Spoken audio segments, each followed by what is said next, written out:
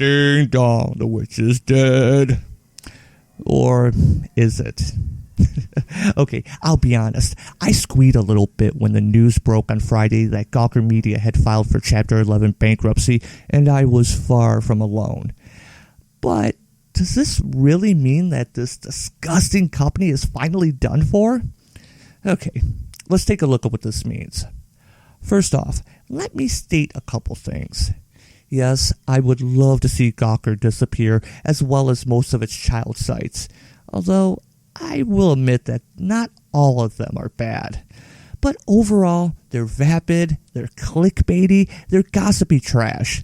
And that would be okay on its own. We all enjoy mindless things from time to time, like cotton candy for the brain. But Gawker and most of its brands are mean-spirited and aggressively so. Secondly, Gawker, and when I say Gawker, I am indeed referring to most of their child sites like Jezebel and Kotaku.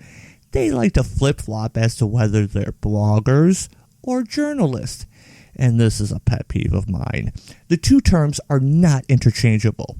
Journalists, for example, have a code of ethics that they adhere to.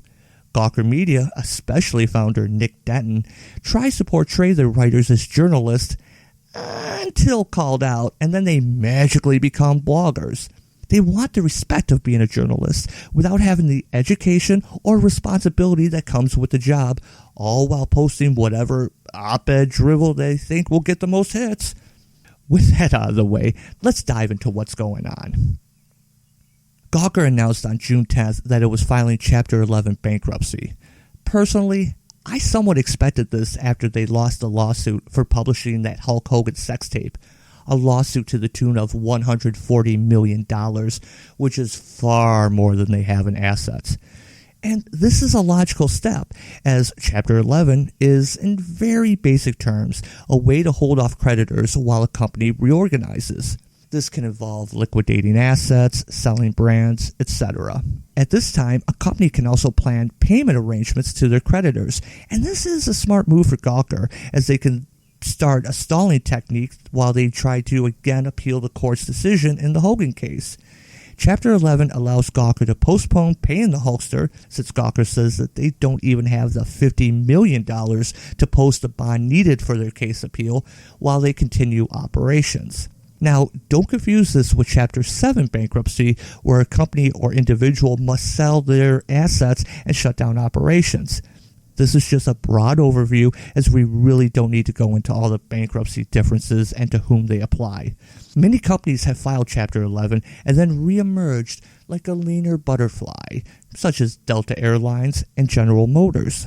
It appears that publisher Ziff Davis has put in a bid of $90 to $100 million for the company. Of course, in a court-ordered auction such as this, other companies can and probably will step in and raise the bidding amount. Ziff Davis stated that in the event that we become the acquirer, the additions of Gizmodo, Lifehacker, and Kotaku would fortify our position in computer tech and gaming. How well did that work out for 1UP, UGO, and GameSpy? Of course, that doesn't rule out that Gawker's individual brands might be sold off to different companies. Another side of this that you've no doubt heard is the involvement of Peter Thiel. Thiel is a multi-billionaire with a B venture capitalist who co-founded PayPal and was an initial investor in Facebook. And he has a major axe to grind against Gawker.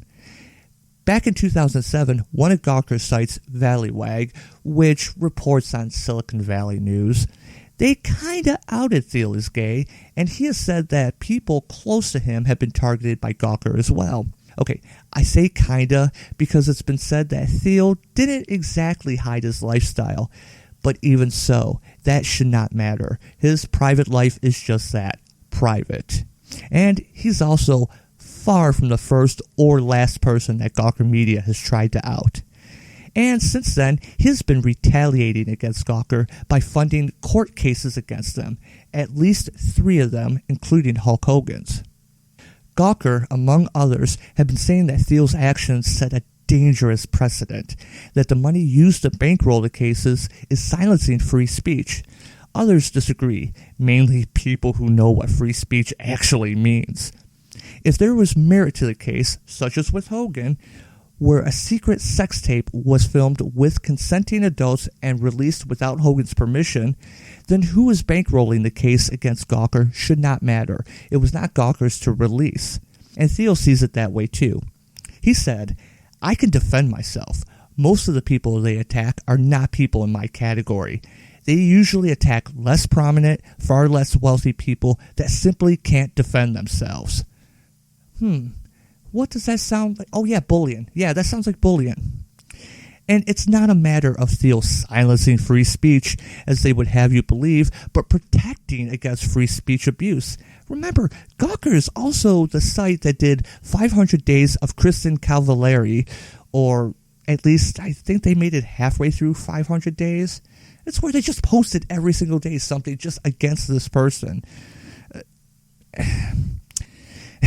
Anyway, in an open letter to Peter Thiel, Detton wrote, "We have been forced by this litigation to give up our long-standing independence, but our writers remain committed to telling the true stories that underpin credibility with our millions of readers." I guess Nick means these true stories, maybe? Personally, I'd love to see Gawker, Jezebel, Kotaku just fade away, and I know I'm not alone. And people who claim that this is a strike against freedom of speech obviously don't understand what freedom of speech actually means. Hint, it protects one from the government. It does not allow one to libel indiscriminately. And it boggles my mind to see sites such as Wired defending and portraying Gawker Media as the victim. The victim. But let's be honest, this is not quite the death knell for the Gawker Media empire yet. Jezebel proudly boasts that it will continue posting articles while all this plays out. At best, they'll probably tone down their antics, as they seem to have been doing over the past few months. Seriously, compare their headlines from, say, 2 years ago to a few months ago. Now, this is not really a bad thing, as I'd love to see their bullying tactics reined in a little. And their brands do have some value. Their web traffic and dedicated audience proves this. But personally, I see the best case scenario, Ziff Davis buying them lock, stock, and barrel, and then one-upping most of Gawker's sites.